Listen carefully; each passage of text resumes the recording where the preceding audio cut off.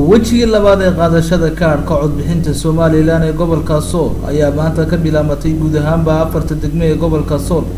degmooyinka Xudun, Caynaba, Tale iyo Laascaan oo lagu soo reebay afar goobood oo laga qaadanayay kaarka codbixinta.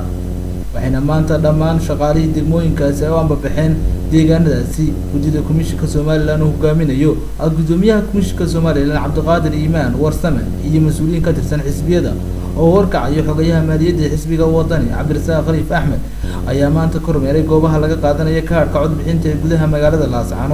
waxayna mas'uuliyiintaasi ka warbixiyeen wejiga labaad ee kaarka codbixinta, waxayna sheegeen inuu socon doono muddo 14 cisho. waxaa furamay ama bilaabmay wejigii labaad ee kaar qaybinta gobolka Sool, kaasoo ka bilaabmay caasimadda oo ay maanta laga bilaabo 14 maalmood ay ooli doonaan sanaaduuqdii halkaasoo ay ku soo dhammaan doonto bisha September 3 insha Allah biidmillaahi kariim.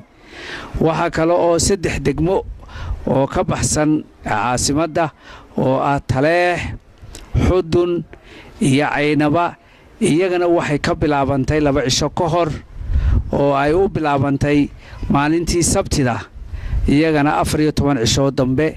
maanta sida uu sheegay gudoomiyaha komishanku waxa bilaabmaya wejigii labaad ee kaar qaadashada oo isugu soo ururay magaalooyinka waaweyn ee magaalada caasimadda Laascaanood iyo 3 degmo ee Caynaba iyo Taleex iyo Xudun.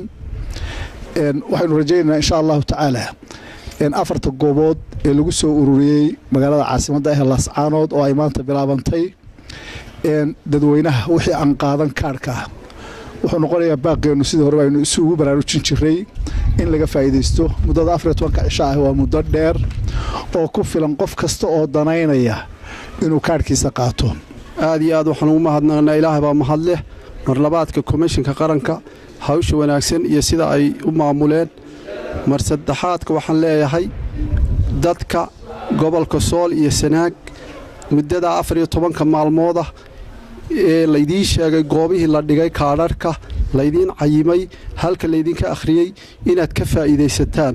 Maxamuud Aadan Askar, Maxamuud Gurey, Somali News TV, Laascaan.